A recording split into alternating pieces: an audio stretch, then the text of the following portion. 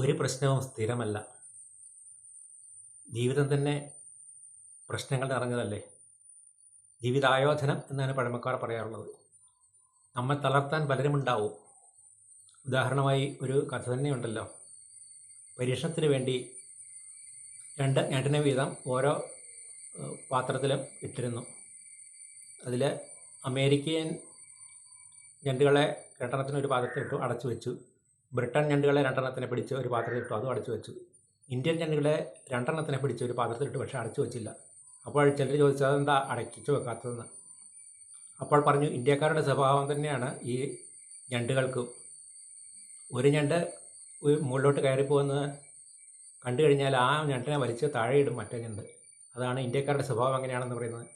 അതുപോലെയാണ് നമ്മളും ഉയർച്ചയിലേക്ക് പോകാൻ ഇന്ത്യക്കാർ ആരും താല്പര്യപ്പെടുന്നില്ല. പരമാവധി വലിച്ച് താഴ്ത്തിടാൻ നോക്കും. പക്ഷേ നമ്മൾ അതൊന്നും വകവയ്ക്കാതെ നമ്മൾ അശ്രാന്ത പരിശ്രമം ചെയ്യുകയാണെങ്കിൽ നമ്മൾ വിജയിക്കുക തന്നെ ചെയ്യും. അതിനാവണം നമ്മുടെ ജീവിത ലക്ഷ്യം തന്നെ. ജീവിതായോധനം എന്നല്ലേ പഴമക്കാർ പറയാറുള്ളത്.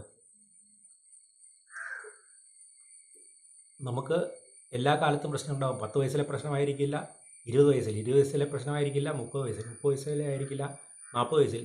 അങ്ങനെ പ്രശ്നങ്ങളുടെ ഒരു കൂമ്പാരമായിരിക്കും നമ്മുടെ ജീവിതത്തിൻ്റെ. പക്ഷേ നമ്മൾ കരുത്താർജിക്കണം. നല്ല കണ്ടാമൃഗത്തിൻ്റെ തൊലിക്കട്ടി ഉണ്ടാക്കണം. ഏത് പ്രശ്നങ്ങൾ വന്നാലും നമ്മൾ അതിനെല്ലാം അതിജീവിക്കും.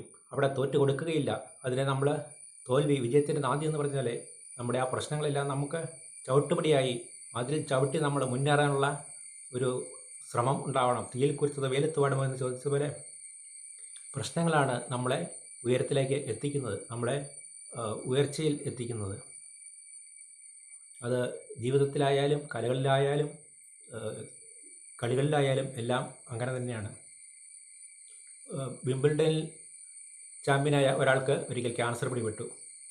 അപ്പോൾ അദ്ദേഹത്തോട് ചോദിച്ചു, താങ്കൾ എന്താണ് ഇങ്ങനെ വന്നത്, ദൈവത്തോട് ചോദിച്ചിട്ടുണ്ടോ എന്ന്.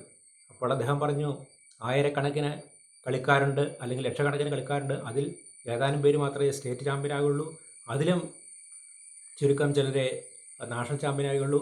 അതിലും ചുരുക്കം ചിലരെ ഈ വിംബിൾഡൺ ചാമ്പ്യൻ ആവുകയുള്ളൂ.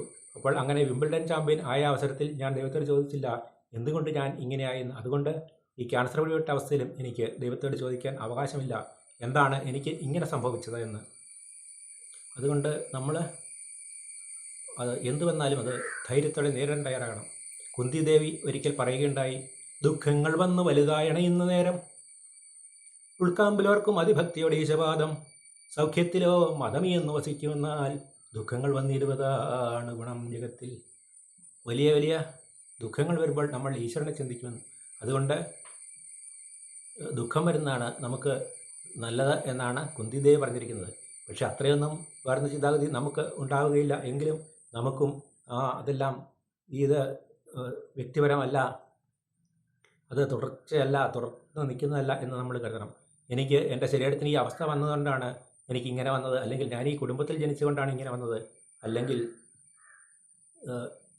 എൻ്റെ നിറം ഇങ്ങനെ ആയതുകൊണ്ടാണ്, അല്ലെങ്കിൽ എൻ്റെ വിദ്യാഭ്യാസം ഇങ്ങനെ ആയതുകൊണ്ടാണ് ഇങ്ങനെയൊക്കെ വന്നത് എന്ത് രീതിയിൽ ചിന്തിച്ച് നമ്മൾ ഒരിക്കലും വ്യാകുലപ്പെട്ട് തളർന്നിരിക്കരുത്. പരിശ്രമം അതാണ് നമുക്ക് വേണ്ടത്. അങ്ങനെ പരിശ്രമിച്ചു കഴിഞ്ഞാൽ നമ്മൾ വിജയത്തിലെത്തും. ഒരിക്കലും വിജയിക്കാതിരിക്കാൻ കഴിയുകയില്ല. അതാണ് പരിശ്രമത്തിൻ്റെ ഒരു ഫലം. ആദ്യമൊക്കെ പരാജയപ്പെട്ടെന്ന് വരും. നമ്മൾ എത്ര പ്രാവശ്യം വീണിട്ടാണ് വീണ്ടും എഴുന്നേറ്റ് നടക്കാൻ പഠിച്ചത്. അതുപോലെയാണ് ഈ വിഷമങ്ങളൊക്കെ വന്നു കഴിഞ്ഞാലും നമ്മൾ അതിനെല്ലാം അതിജീവിക്കണം. ജീവിതം ആസ്വദിക്കാനുള്ളതാണ്. നമുക്ക് ജീവിതത്തിൽ എന്തൊക്കെ വിജയമുണ്ടായോ അതെല്ലാം, അതായത് നമ്മൾ വിജയിച്ച സർട്ടിഫിക്കറ്റുകളൊക്കെ നമ്മുടെ ഗ്രൂപ്പുകളിലെല്ലാം കൊടുത്ത് നമ്മൾ അപ്ലോഡ് ചെയ്ത് നമ്മൾ ആഘോഷിക്കണം. ജീവിതം ആഘോഷിക്കാനുള്ളതാണ്, അല്ലാതെ ദുഃഖിച്ചിരിക്കുവാനുള്ളതല്ല. നമ്മെ പലരും കേസിൽ കൊടുക്കാൻ ശ്രമിച്ചെന്നിരിക്കും, അതിൽ നിന്നും നമ്മൾ പതറരുത്. നമ്മളെ തട്ടിപ്പറിക്കാൻ ശ്രമിച്ചെന്നിരിക്കും, എങ്കിലും നമ്മൾ അതൊക്കെ അതിജീവിക്കണം. അതാണ് അങ്ങനെ അതിജീവിച്ച് ഒരു നല്ല ജീവിതം നയിക്കാനാണ് നമ്മൾ ഓരോരുത്തരും ശ്രമിക്കേണ്ടത്. അങ്ങനെ ശ്രമിച്ചു കഴിഞ്ഞാൽ ആ വിജയം നമുക്ക് കൈവരും എന്നാണ് നമ്മുടെ വിജയിച്ചിട്ടുള്ള മഹാന്മാരുടെ എല്ലാം ചരിത്രം. അവരൊക്കെ വലിയ വലിയ കഷ്ടപ്പാടുകളിൽ കൂടി ആണ് വളർന്നു വന്നിട്ടുള്ളത് എന്ന് നമുക്ക് അറിയാം. അതുകൊണ്ട് കണ്ടാമൃഗത്തിൻ്റെ തൊലിക്കട്ടിയോടുകൂടി ഏത് പ്രശ്നങ്ങൾ വന്നാലും നമ്മൾ നേരിടും എന്ന ധൈര്യത്തോടു കൂടി നേരിടുക. അപ്പോൾ നമുക്ക് ജീവിതത്തിലും പരീക്ഷകളിലും എല്ലാം വിജയിക്കാൻ സാധിക്കും.